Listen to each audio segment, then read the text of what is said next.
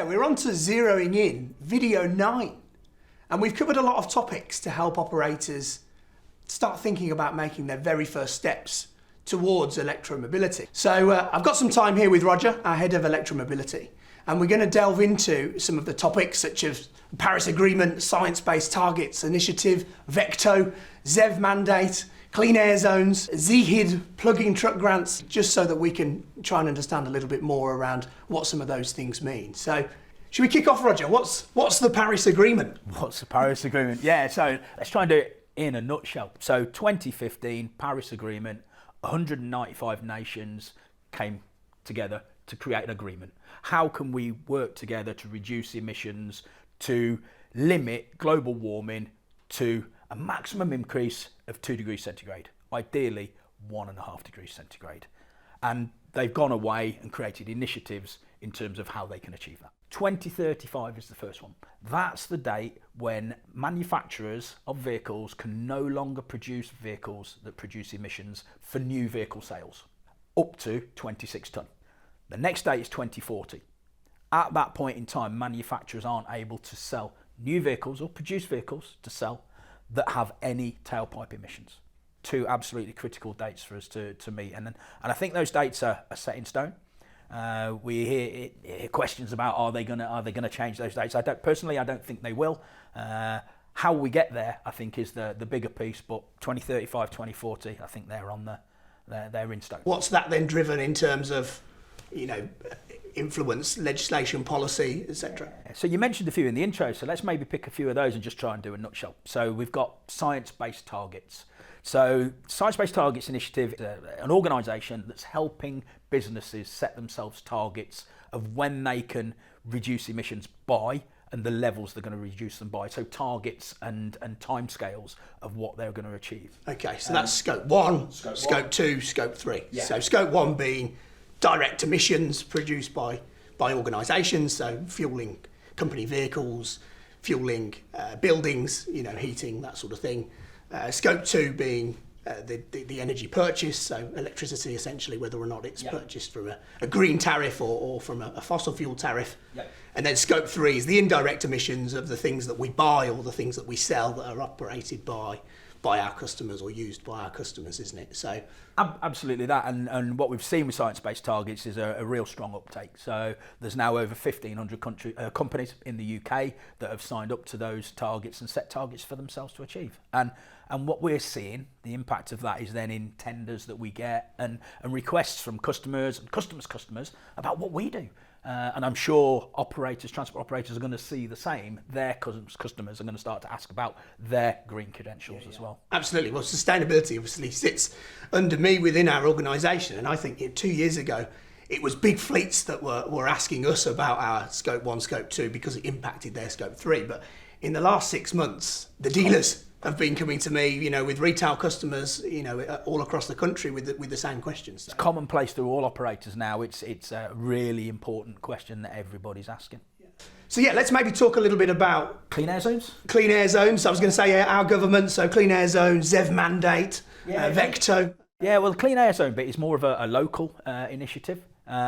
And in the UK, so everybody probably know about the low emission zone, ultra low emission zone in London. That's had a big impact and what people can drive to go into London. There's also 11 clean air zones across the country. So from Portsmouth to Aberdeen, there's 11 cities. They have different rules, but again, it's looking to reduce the emissions that are created within their cities. And today we've got one zero emission zone, so quite a small area, but in Oxford, zero emission zone. If you want to drive into that zone, you have to have a fully electric or a hydrogen vehicle to be able to do that. And I think we're going to see more of that as we move forward. So I think a great example of that is the Netherlands. They've really gone at it in terms of zero emission cities. 18 cities have been announced as zero emission cities. But that's not zero emission for today. It's a phased approach to 2030. So they're giving operators the chance to change their fleets, transition their fleets over a 4 or 5 year period. So no fines until 2030, depending on the different levels of vehicle that you've got. And that's seen a real spike then in the Netherlands in terms of uptake for electric vehicles. So much so that there's going to be another 11 cities that join that format from 2030. Moving on to ZEV mandate and Vecto, which I think, we hear this all the time. This is OEM speak, isn't it? Essentially, but if we're being driven in a certain way, it's gonna have impact further down the line. So what's ZEV mandate? So basically, as manufacturers, we've been given targets, percentage increase every year, that we have to sell a greater percentage each year of electric vehicles within the mix of the vehicles we sell. So last year it was at 16%. It started off 2 years ago, 10% of all the vehicle vans that we sell had to be electric vehicles. For 2026, it's 24%. So it's a step-on process that by 2030, 70% of what we sell has to be electric. 2035, back to that date again, we can't sell anything that's not zero tailpipe emissions. Yeah. Okay, so quite simple on the van side. And then on the truck side then, we've got Vecto. Vehicle Energy Consumption Calculation Tool. And that was brought in 2019. All truck manufacturers in 2019 had to record and report the CO2 levels that were being put out by their vehicles. That was used as a benchmark. And we're now in year one of Vecto. So year one runs from the 1st of July last year, 2025, to the 30th of June this year, 2026. And all the vehicles that we sell overall have to have created a 15% reduction against that benchmark. Otherwise, they're fines. So that could be electric vehicles sold instead of combustion engines, or at this stage, I think it can be that actually, greener diesel vehicles in terms of fuel economy, in terms of aerodynamics and drag, etc., to essentially reduce fuel consumption and emissions. It's a mix of both.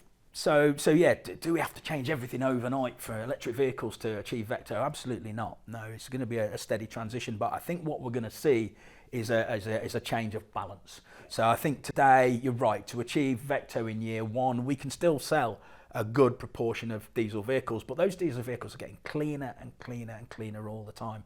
We have cameras now instead of mirrors. We have A-grade tyres on the vehicles. We have air deflectors, roof deflectors that really help reduce the level of emissions. So yeah, we can still have a high level of diesel vehicles, but we're going to need some electric vehicles coming in to assist that. The big step change is 2030. So 15% in year one, but in 2030, it has to be 30% reduction against that original benchmark. So pretty sure we're not going to get there with just the cleaner diesel vehicles. So if diesel vehicles are here for year one Vecto and the electrics down here, we need to start to bring that closer to a balance, if not overtake. So electric vehicles are going to make a massive influence for manufacturers to achieve their Vecto, certainly for 2030.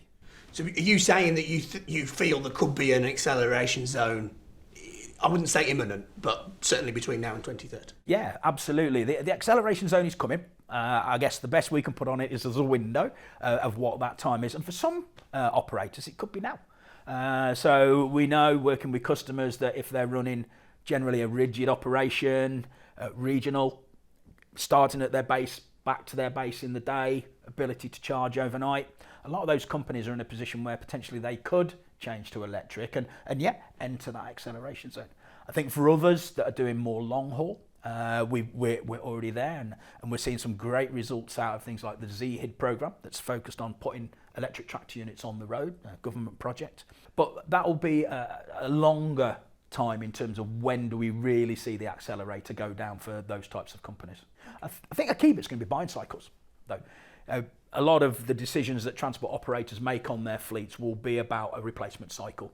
And, different operations, different vehicle types have different buying cycles. So it's going to be different for everybody. So an overnight change, no, probably not. But if your vehicles are on 8 to 10 year life cycles, for example, well, we've already said 2035 is only 9 years away.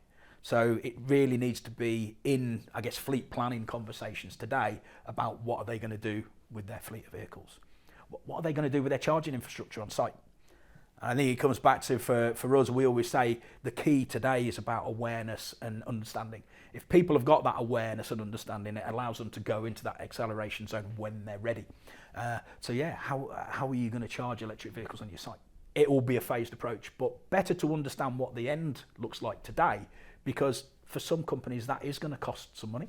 And if you can budget that over a 5-10 year period, then it becomes easier to make that transition. You mentioned ZHID, which of course is a government-backed, through Innovate UK, trying to essentially start the ball rolling with more vehicles on the road and then essentially more charging stations. What have they resulted in? What have they brought to us? Yeah, so another acronym. So ZHID, this is a good one, but Zero Emission HGV and Infrastructure Demonstrator Programme. So you're right in what you say, it brings together not just vehicles, but infrastructure and charging capability as well. £200 million put in by the government. It's going to put over 300 tractor units, electric tractor units on the road through that programme. A lot of them already on the road. And what that's really helping people to see is proof that electrification of that part of long haul and tractor unit operations can work. What are the lessons that are being learned through that process? And one of the keys is capturing data so that that can then be played out to the wider audience as to this can really work in real world operations. What do you think's next then? Because I think I'm sort of feeling from you, I think you said it at the very beginning, 2035, 2040 isn't going to change. We don't think that that's going to change. Those deadlines are in place. So there's some conversations going on, I think, at the moment to understand how. Yeah, there's a consultation happening right now, and I think for me that will be about what can be done to help operators achieve the removal of emission-creating vehicles from their fleets. So I think the consultation, I believe, will be more about how we get to 2035 and achieve 2040. And there's some great things going on today as well. We've talked about ZHID from a government incentive point of view, but there's also plug-in van grant and plug-in truck grant. And in the last weeks, we've seen a great increase for a short period of time in the level of grant funding that operators can get towards the purchasing of electric vehicles, and hopefully that level of funding continues on past the March 31st that's set at the moment. There's also grants out there in terms of depot charging, DCS, depot charging scheme, where operators again can go and get funding from government project to help them put the infrastructure into their sites to be able to charge the vehicles. So there's a lot of really good support going on there to help people make that transition. There's all these phrases going around, aren't there? Vecto, ZHID, and all these different things. So yeah, hopefully there's a little bit more of a flesh on the bones, I guess, for people as to what they mean. Excellent. Thank you, Roger. Hopefully that video sets out what we intended it to do, to just bring a bit of clarity and information around some of the acronyms and some of the initiatives that are currently in place. Alongside zeroing in, we've got an email series that you can subscribe to, and we will go into greater depth of some of those ZHID, Vecto, ZEV mandates, science-based targets on those emails if you'd like to find out more. But for now, from Roger, from myself, thank you for watching.